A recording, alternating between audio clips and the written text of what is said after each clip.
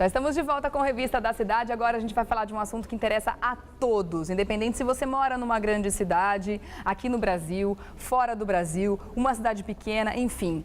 As cidades estão ficando cada vez mais barulhentas e a gente sabe que isso tem consequências para a nossa saúde, mas muitas vezes não percebe, né? Uma consequência silenciosa, vai acontecendo ao longo dos anos, quando a gente percebe já tem um problema instalado. A gente vai falar sobre tudo isso também. Eu quero apresentar os nossos convidados que estão aqui hoje. Paulo Vitor Campos é agente vistor do PSIL, que é o Programa de Silêncio Urbano da Prefeitura de São Paulo. Bem-vindo à revista. Muito obrigado, Tudo bom bem? dia. E também Dr. Gilberto Ulson Pizarro, médico otorrinolaringologista do Hospital Paulista. Bem-vindo ao Revista Regiane. também. Bom dia e parabéns pelo programa. Bom dia, obrigada pela presença.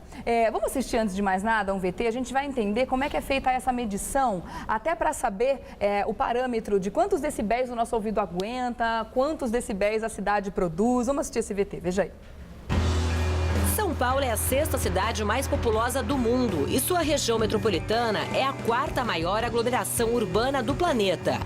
Quem vive ou passa por essa gigantesca metrópole sabe que o barulho é um dos problemas que mais geram reclamações. A vizinhança, né? Sempre tem festa em casa, assim, final de semana, a parte da noite, assim. Você é obrigado a chamar a polícia para eles irem até o local para acabar com esse barulho, hein? Eu moro num prédio, estava usando uma britadeira para quebrar o piso do apartamento em cima do meu. Eu não tive dúvida, liguei para o PSIL e reclamei. Moro numa avenida, então sempre passa som alto com funk ou outras músicas, e isso acaba atrapalhando. Você está estudando e vem aquele som que até o vidro da janela fica vibrando, né? Incomoda bastante. Num bairro residencial isso é muito ruim para as pessoas que moram ali, é complicado. Eu não gostaria de passar por essa situação. O trabalho do técnico de fiscalização do PSIL consiste em atender às reclamações que é feito através do 156. Esse trabalho normalmente visa atender os estabelecimentos sujeitos à licença de funcionamento. Isso é feita na frente do estabelecimento, normalmente a pelo menos 2 metros de distância do estabelecimento, da parede, para verificar se ele está ultrapassando os limites ou não. Esse limite, ele varia de acordo com o zoneamento da cidade e depende do horário também, porque até as 22 horas, normalmente é 65 decibéis e após esse horário, normalmente cai para 55. As pessoas que estiverem sendo prejudicadas por algum tipo de barulho podem entrar em contato com o telefone 156 para solicitar uma vistoria, será enviada uma equipe para o local. Pois é, um problemaço, né? Não tem uma pessoa que a gente vá conversar e que não tem alguma história para contar com relação ao barulho, seja aquele primeiro caso, um vizinho fazendo uma reforma, alguém do próprio prédio, ou um barulho de um bar, de um restaurante. Realmente é um problema que a cidade tem que enfrentar e precisa realmente atuar e entrar de uma maneira mais enérgica em cima disso, porque a saúde está envolvida também, não é? Cara, é fundamental, Regiane. Para você ter uma ideia, o ano passado nós fizemos mais de 32 mil fiscalizações na cidade de São Paulo. Fechamos mais de 250 estabelecimentos com 500 multas. Então, a Prefeitura de São Paulo, ela tem uma atuação muito forte e ela depende principalmente da denúncia do munícipe. Então como é que funciona o PSIL? Vamos esclarecer para as pessoas que estão em casa. Até onde o PSIL pode interferir na questão do barulho e quais são as áreas de atuação desse programa? Ok. Funciona assim. A Prefeitura ela pode atuar em estabelecimentos comerciais, industriais, templos religiosos, ou seja, qualquer estabelecimento do estado do município de São Paulo. Se você tem um vizinho que faz um barulho, o cachorro late, problemas de condomínio, isso a prefeitura não tem poder para atuar. Então, basicamente são bares, restaurantes, lanchonetes, indústrias, mercados, enfim, todos os estabelecimentos da cidade de São Paulo. Então, no caso de uma reforma dentro de um condomínio, não. Barulho fora do horário, seja uma festa, cachorro latindo, como você falou, não. Isso é uma questão interna que o próprio condomínio precisa resolver. Ou até o que nós orientamos ao munícipe é que ele, se ele se sentir incomodado, que ele faça realmente uma denúncia na polícia, que ele faça um boletim de ocorrência, só que aí ultrapassa a esfera da prefeitura. Aí é um problema policial. Tá certo. Vamos falar dos riscos para a saúde, porque esse é o terceiro maior problema apontado pela Organização Mundial da Saúde, né? Que está afetando a nossa saúde diretamente e muitas vezes a gente não percebe, né? Tem a questão da poluição do ar, a poluição das águas, né, por agentes químicos, e a poluição sonora vem em terceiro lugar. Quer dizer, é grave essa questão também, não é, doutor? É grave. Quando você está falando de ruído, de barulho, de som excessivo, né, ele afeta vários momentos da vida e do dia da pessoa.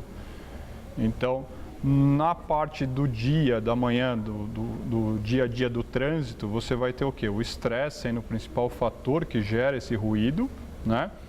E o ouvido com barulho muito alto, ele pode chegar a dar sintomas de imediato também, como tontura, mal-estar, dor de cabeça, sensações de vômitos, quando esse barulho é muito alto ou numa frequência muito ruim, que é uma das coisas que eu acho que incomoda muitas pessoas, mas ainda não se tem lei para fazer isso. Ou quando a pessoa fica exposta por um ruído muito forte durante um período muito longo. Durante um período muito longo, isso vai gerando, além disso, uma lesão no ouvido. Tá? A gente vai vendo que o ouvido, aquela parte da cóclea do ouvido, que é onde o som entra, né? Você vai sendo lesões naquela região que são irreversíveis. Então, aquela lesão ela não vai voltar. A pessoa vai ter aquela lesão e ela vai piorar. E a nossa tendência é que a gente viva mais tempo. Então, nós vamos precisar da nossa audição mais tempo. E a nossa principal comunicação é auditiva. Onde a gente aprende, onde a gente não se isola, onde a gente se comunica, principalmente auditiva. Antes, com a internet, o pessoal discutiu, será que a escrita não vai compensar? Né? Mas hoje em dia a internet está com vídeo, então, na verdade, nós estamos falando, né? Hoje em dia a internet fala mais com você, quer dizer, a gente sempre busca a audição como o principal meio de comunicação. Para as pessoas que têm alguma tendência ou já têm algum probleminha na parte psiquiátrica, por exemplo, quem já tem uma depressão, quem já tem um TOC, que é o transtorno obsessivo compulsivo, esses barulhos são muito mais irritantes. Porque e isso podem gera agravar a doença. Muito grande nas pessoas também, né? Tem a questão do ouvido, do aparelho auditivo que sofre com isso, mas o organismo inteiro sofre como um todo. As pessoas podem desenvolver insônia, não é isso? Isso, no sono é terrível, né? A gente que estuda sono e vê que o sono ele tem toda uma estrutura certinha para dormir. A criança dorme bastante, vai dormindo menos, o velho dorme um pouco menos. Quando você põe um barulho à noite, né, o que acontece? Você está gerando um único sinal de alerta. Então, quando você está dormindo, você desligou o olho, você diminuiu o coração, você diminuiu os músculos. O único órgão seu que está lá para te chamar atenção, para falar, está acontecendo alguma coisa, é teu ouvido. Então, a única coisa que pode te acordar e te atrapalhar teu sono é o barulho, é o som. Então, você botar um som na hora que a pessoa está dormindo, você está atrapalhando aquele sono. E o que a gente vai fazer nesse sono? Repõe as enzimas da cabeça, tudo aquilo que você gastou no dia, usou para ter atenção, para ter menos estresse, para voltar a sua vida a ser melhor no outro dia, ela acaba sendo pior. Porque você não conseguiu repor aquilo no sono, porque você está sendo acordado pelo barulho. Você falou do sono, essa é uma questão muito importante, eu queria saber se o PSIL pode atuar nisso também. Esses carros que ficam com o porta-mala aberto, que tem uma capacidade, eu nem sei quantos decibéis isso chega, né, que é um absurdo, e param em postos de gasolina e atrapalham um bairro inteiro, muitas vezes, sem deixar as pessoas dormir. E essas festas, elas entram noite adentro, muitas vezes até o período da manhã, né? Quer dizer, acabou a noite, a pessoa não dormiu.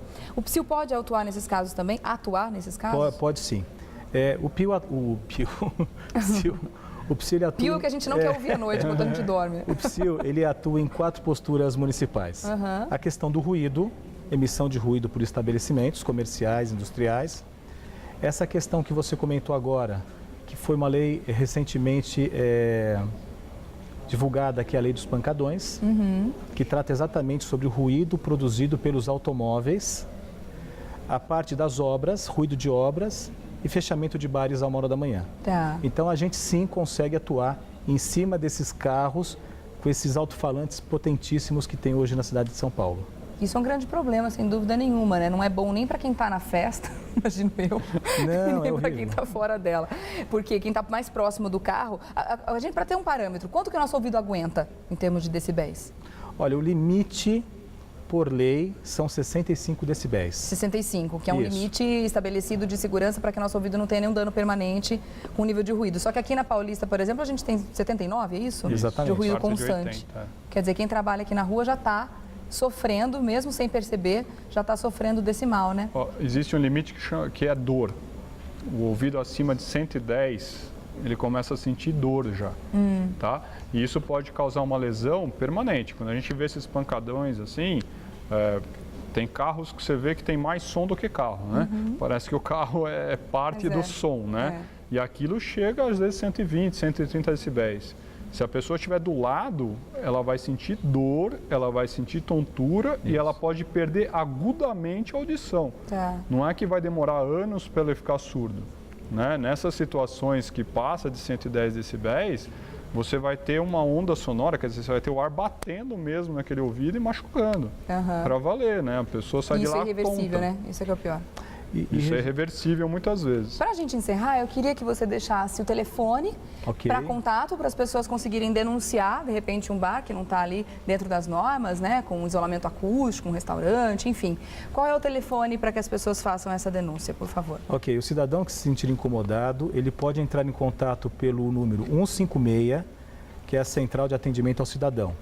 Existe também a possibilidade de ele entrar em contato via Praça de Atendimento das Subprefeituras, e pelo nosso site, que é o sac.prefeitura.sp.gov.br. Bom, então a sua informação, a informação do cidadão, ainda é a principal arma para que o PSIL consiga combater esses lugares que estão incomodando, provavelmente não só você, mas muita gente que está em volta, né? Quero agradecer a participação do Paulo Vitor Campos, que é agente visitor do PSIL, e também do Dr. Gilberto Wilson Pizarro, médico otorrinolaringologista do Hospital Paulista. Muito obrigada pela presença de vocês. Até uma próxima oportunidade, viu? Obrigado.